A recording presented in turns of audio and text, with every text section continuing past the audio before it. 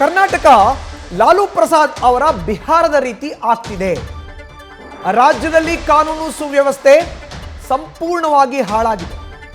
ರಾಜ್ಯದಲ್ಲಿ ಮುಖ್ಯಮಂತ್ರಿ ಮತ್ತು ಗೃಹ ಸಚಿವರು ಇದ್ದಾರಾ? ಚನ್ನಗಿರಿ ಠಾಣೆ ಧ್ವಂಸ ಪ್ರಕರಣದ ಬಗ್ಗೆ ಬಿಜೆಪಿ ರಾಜ್ಯಾಧ್ಯಕ್ಷ ಬಿವೈ ವಿಜಯೇಂದ್ರ ಗರಂ ಆಗಿದ್ದಾರೆ.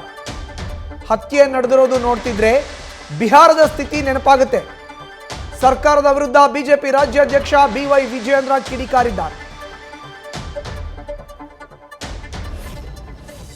ನಾಡಿನ ಜನತೆ ಈ ಸರ್ಕಾರದ ಬಗ್ಗೆ ಇವತ್ತು ಆಕ್ರೋಶಗೊಂಡಿದ್ದಾರೆ. ಕಾನೂನು ಸುವ್ಯವಸ್ಥೆ ಸಂಪೂರ್ಣವಾಗಿ ಹದಗೆಟ್ಟಿರ್ತಕ್ಕಂಥದ್ದು. ಲಲ್ಲೂ ಪ್ರಸಾದ್ ಯಾದವ್ ಅವರ ಬಿಹಾರ್ ಇವತ್ತು ನೆನಪಾಗ್ತಾ ಇದೆ ರಾಜ್ಯದ ಜನತೆಗೆ.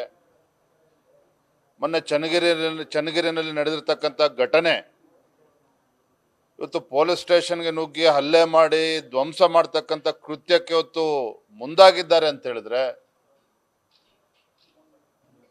ಎಲ್ಲೋ ಒಂದು ಕಡೆ ಈ ಅಸಮರ್ಥ ಸರ್ಕಾರ ಕಾನೂನು ಸುವ್ಯವಸ್ಥೆನ ನಿರ್ವಹಣೆ ಮಾಡ್ತಕ್ಕಂಥ ವಿಚಾರದಲ್ಲಿ ಸಂಪೂರ್ಣವಾಗಿ ವಿಫಲ ಆಗಿದೆ. ಇದ್ರ ಬಗ್ಗೆ ನಿಮ್ಗೆ ಯಾವುದೇ ಅನುಮಾನಗಳು ಬೇಡ. ಕಳೆದ 2 ತಿಂಗಳುಗಳಿಂದ ನಡೀತಾ ಇರತಕ್ಕಂಥ ಹತ್ಯೆ,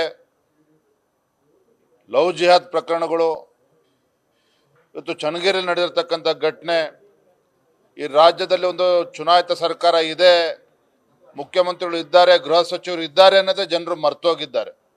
ಯಾರಿಗೂ ಕೂಡ ಭಯ ಇಲ್ಲ ಇವತ್ತು. ಹಾಗಾಗಿ ಜನ ಇವತ್ತು ಶಾಪ ಆಗ್ತಾ ಇದ್ದಾರೆ. ಎಲ್ಲೋ ಒಂದು ಕಡೆ ಕರ್ನಾಟಕ